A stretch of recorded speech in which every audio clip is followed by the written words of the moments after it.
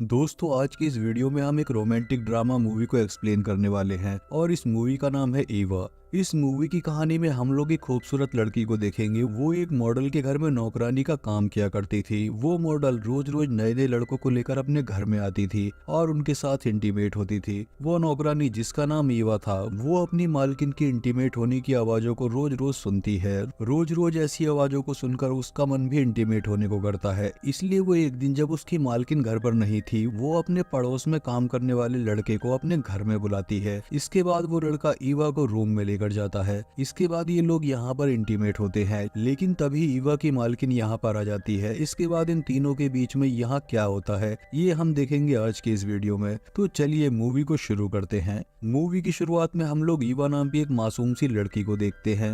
ईवा नई नई जवान हुई थी और देखने में बहुत ही सुंदर थी। वो विक्टोरिया नाम की एक मॉडल के घर में काम किया करती थी। ईवा का यहाँ कोई दोस्त नहीं था। वो दिन में हर वक्त बस काम ही किया करती थी। वो जवान तो हो गई थी, लेकिन उसे शारीरिक सुख का कुछ पता नहीं था।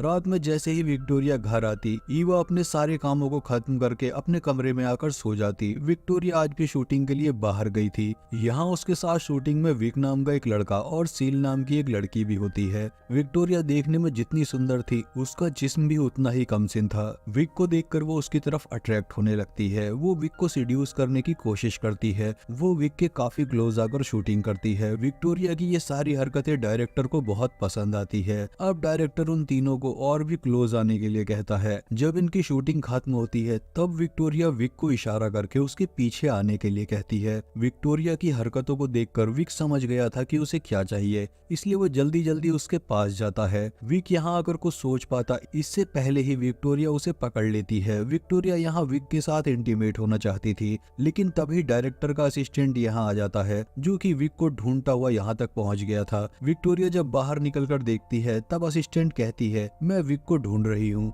क्या तुमने विक को यहाँ कहीं देखा है? विक्टोरिया उससे कहती है कि मैंने विक को यहाँ नहीं देखा। ये सब कहते हुए विक्टोरिया उसके साथ बाहर जाती है। असिस्टेंट के यहाँ आने की वजह से विक और विक्टोरिया के बीच यहाँ कुछ नहीं हो पाता। कुछ ही देर के बाद ब्रेक खत्म होता है। अब फिर से ये तीनों शूटिंग करने लगते हैं। डायरेक्टर को यहाँ विक्टोरिया का काम बहुत अच्छा लगता है। विक्टोरिया भी इधर शूटिंग कर ही रही थी, वहीं ईवा घर में अपने काम में व्यस्त थी। ईवा जब विक्टोरिया के काम में साफ सफाई के लिए आती है, तब यहाँ उसे विक्टोरिया के कुछ खास खिलौने मिलते हैं। ईवा को अभी भी इन सब चीजों के बारे में कुछ भी पता नहीं था और वो ये नहीं जानती थी कि इन खिलौनों का क्या काम है। वो थोड़ी देर उन खिलौनों के साथ खेलकर उन्हें वहीं पर वापस रख देती है। अब रात हो चुकी थी। ईवा अपने घर के काम को खत्म करके अपने मोबाइल में कुछ देख रही थी। तभी विक्टोरिया भी शूटिंग से वापस लौटती है। वो आज विक को भी अपने घर में लेके आई थी। ईवा यहाँ इन दोनों से खाने के बारे में पूछती है। तब विक्टोरिया कहती है कि हम लोग खाना खाकर आए हैं और तुम भी खाना खाकर सो जाओ। ईवा को ये कहते हुए विक्टोरिया विक के साथ कमरे की तरफ जाने लगती है। ईवा उन दोनों को देखकर समझ गई थी कि वो दोनों क्या करने के लिए कमरे में जा रहे हैं। जैसे ही विक्टोरिया और विक कमरे में आते हैं, ये लोग यहाँ पर भयंकर घपाघप करते हैं, जिसकी आवाज बाहर तक जा रही होती है।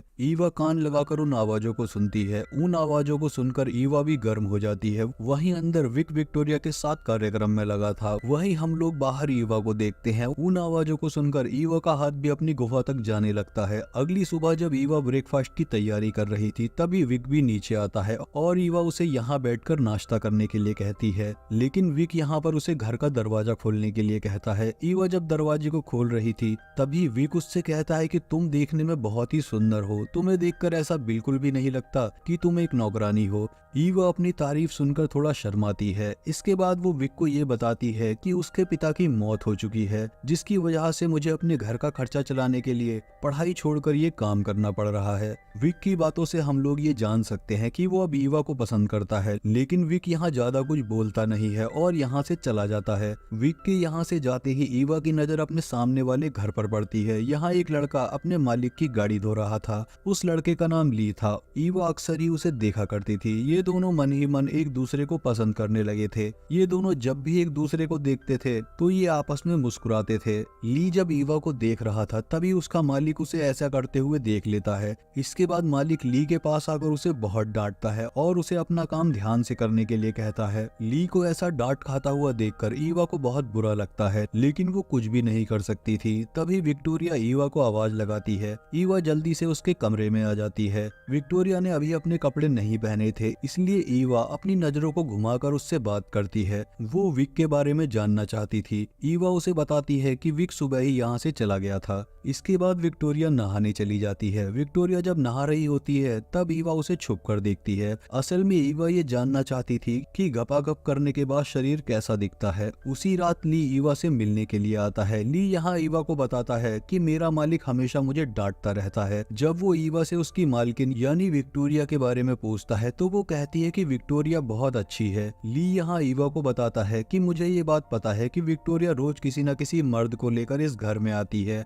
और वो यहाँ आकर उसके साथ भयंकर गपागप करती है, क्योंकि उसके चीखने की आवाजें मेरे रूम तक जाती हैं। कभी कभी तो उन चीखों को सुनकर मैं भी गर्म हो जाता हूँ। आज रात में विक्टोरिया किसी को लेकर यहाँ आई थी और वो अपने रूम में मजे कर रही थी और ये दोनों उसकी आवाजों को सुन रहे थे। ये दोनों यहाँ पर बातें कर ही रहे थे, तभी ली का मालिक उसे आवाज लगाता है, जिसकी वजह से उसे यहाँ से जाना पड़ता है। दूसरे दिन हम लोग विक्टोरिया को देखते हैं जो कि सुबह सुबह तैयार होकर शूटिंग के लिए जा रही थी। वो ईवा को ये बताती है कि आज मुझे आने में देर हो जाएगी, इसलिए तुम मेरा इंतजार मत करना। इतना कहते हुए वो यहाँ से चली जाती है। तभी इस गली में सब्जी बेचने वाली आती है। आसपास के सभी लोग इसी सब्जी वाली से सब्जी लिया करते थे। सब्जी वाली की आवाज सुनकर आसपास के घरों के सभी नौकर बाहर आती हैं। यहाँ ईवा सब्जी वाली से खीरा और बैंगन लेती है, जिसे देखकर बाकी लोग उसके साथ हंसी मजाक करते हैं। यहाँ पर बाकी औरतें ईवा को इन सब्जियों का असल इस्तेमाल बताती हैं। ईवा ये सुनकर बहुत खुश थी। इसके बाद वो सब्जियों को लेकर अंदर आती है। जब वो काम करने के लिए विक्टोरिया के कमरे में जाती है तब यहाँ से उसे कुछ पैकेट मिलते हैं। यहाँ से 3-4 गुब्बारे जैसी दिखने वाली चीजें फेंकी हुई मिलती हैं। वो उन सभी चीजों को उठाकर डस्टबिन में फेंक देती है। रात में जब ईवा सो रही थी तभी ली उसे आवाज लगाता है। ली जब ईवा से मिलने आता है तब वो उसे विक्टोरिया की आवाजें सुनने के लिए कहता है। विक्टोरिया हमेशा की तरह ही अपने कमरे में आकर किसी के साथ इंटीमेट हो रही थी। विक्टोरिया की आवाजों को सुनते हुए ये दोनों रोमांटिक हो जाते हैं। अब ली ईवा को गर्म करने की कोशिश करता है, लेकिन ईवा उसे ऐसा करने से रोकती है और उसे वापस जाने के लिए कहती है। ली को इस बात का काफी बुरा लगता है, लेकिन वो ईवा से प्यार करता था, इसलिए वो ईवा की बातों को मानकर यहाँ से चला जाता है। इसके बाद ईवा अपने कमरे में आती है। उसने ली को तो यहाँ से भगा दिया था। इसके बाद वो अपनी ली हुई सब्जियों को देखती है और उसका सही इस्तेमाल करने लगती है। वो ली को याद करते हुए सब्जियों का अच्छी तरह से इस्तेमाल कर रही थी। सुबह जब ईवा विक्टोरिया को जगाने के लिए उसके कमरे में आती है